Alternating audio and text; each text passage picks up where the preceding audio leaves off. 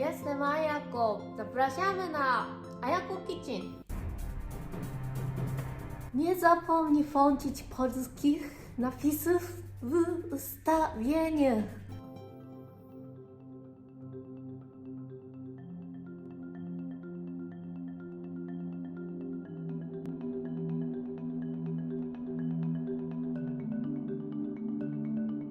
はい、ではこちら手鍋にバター 80g、 こちらを弱火にかけて溶かしていきます。ではバターを溶かしている間に生地を用意していきます。こちらプファログセルニコビ、これはプファログというのはポーランドのカッテージチーズで、セルニコビというのはチーズケーキ用のプファログ、裏ごしされていて滑らかなんですね。ちょっと1キロ入りなんですよ。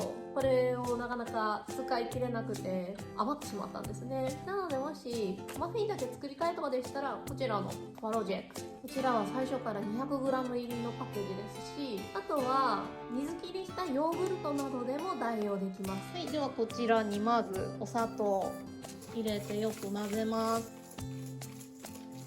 続いて卵2個に混ぜます。はい、こちら溶かしたバターを加えます。はい、混ぜます。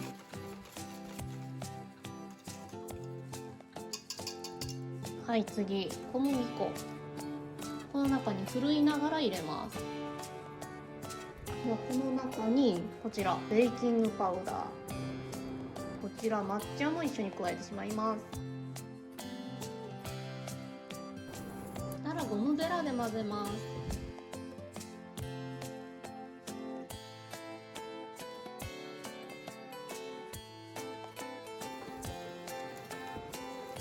こちら全体が均一に混ざったらミルクチョコレート、あとはこちらオレオ、この1箱に16個分入っているので、この中の1袋分を、は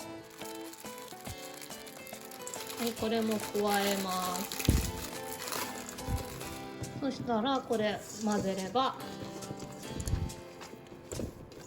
もう生地の完成です。こちらポーランドで売られている抹茶です。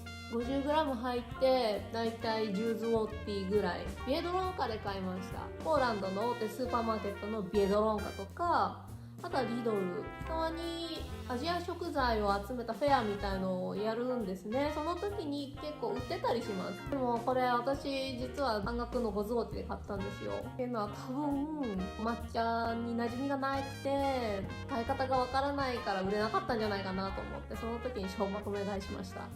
買える場所といったらスーパーマーケットのアジアフェア、インターネット、もう一つはクンシフィアターって輸入食材を扱ったお店がショッピングセンターなどにショップを構えてることがあるので、そこで手に入れることができたりします。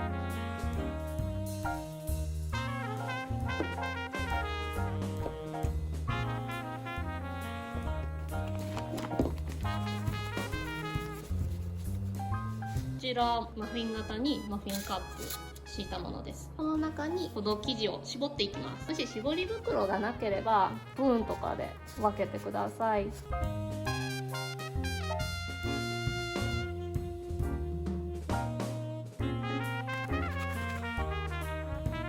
次こちらオレオをトッピングしていきます。オレオはマフィン1つに対して1枚、これをちょっと適当に砕きながらランダムになるように生地に刺していく感じですね。オレオを乗っけたらこれを160度のオーブンで30分ぐらい焼いていきます。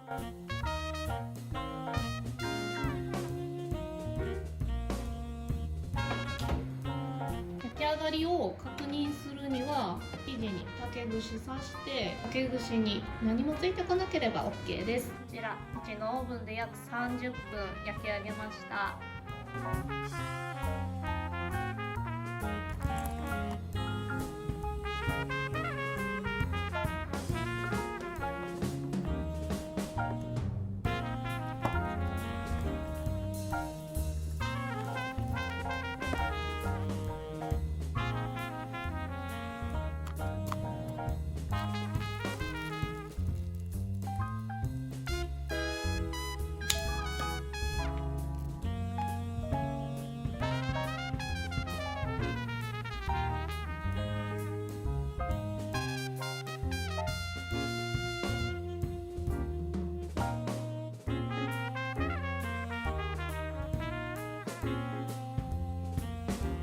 なみにポーランドの抹茶あんまり色は良くないですね、正直言って。でもそこはもう仕方がないです。